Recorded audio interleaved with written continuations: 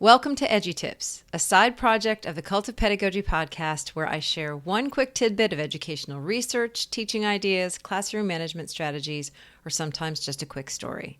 This is Jennifer Gonzalez, and I am your host.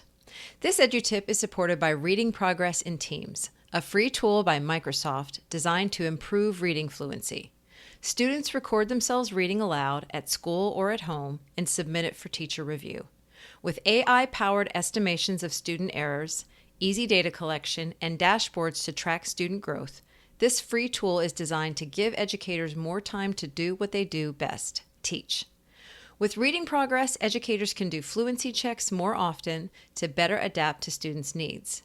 Created for diverse classrooms, including emerging readers, non-native readers, and those with learning disabilities, Reading Progress is supported in over 37 languages. Try Reading Progress on Windows, Mac Web, iOS, or Android. To learn more about Reading Progress, go to aka.ms/Microsoft Reading. That's aka.ms/Microsoft Reading. Today's EduTip is Distract the Distractor. This is a subtle little teaching move you can use to stop off-task behavior in a class session and get things back on track without drama. The strategy is this. When a student is exhibiting some distracting behavior, instead of calling them out or publicly disciplining them, just ask them a lesson-based question that you know they'll be able to answer. This stops their behavior and refocuses them without anyone missing a beat. Here's an example.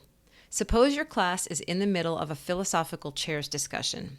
That's where half the class takes one side of a debatable question and the other half takes the other side, and each side sends one representative at a time to speak on their behalf.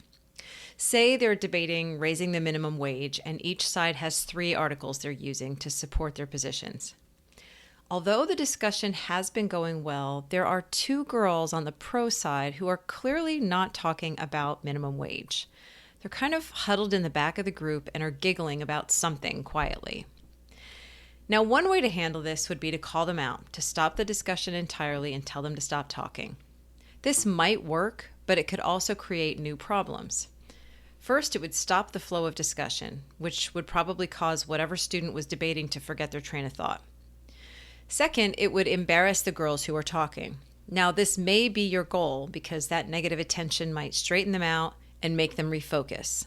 On the other hand, it could also initiate a power struggle with the girls, who might give you attitude back, and then you have a whole show going. At this point, no one is debating about the minimum wage, and everyone's got their popcorn out to watch what happens next.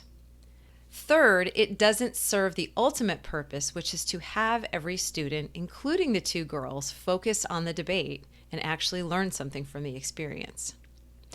What you can do instead is redirect the girls by asking one of them a lesson-based question. The key is it must be a question they can answer. This is not a gotcha moment, not a time to draw attention to the fact that they weren't paying attention.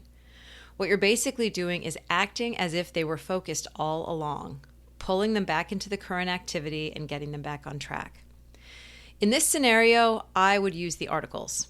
I would wait for a natural pause in the debate, and then I would say something like, Gabby, there's a quote in the Post article that I think would be useful for this point in the conversation. It's on page 2, second paragraph. Would you mind reading it aloud? Gabby has the article in front of her like everyone else, and reading it out loud doesn't require her to come up with an answer or know what's happening in the debate. But she can follow these instructions easily, bringing her right back into what we're doing without any embarrassment. It's as if she's been paying attention all along and we never had to lose a step as a class. Because there were 2 students involved in this example, I just had to use the technique on one of them. The other student will get the message either way. So the next time a student is distracting your class, redirect them with something in the lesson and see how it goes. That's your tip this week. You can find a written version of these tips at cultofpedagogy.com/edutips. Now go forth, be a good person, and teach.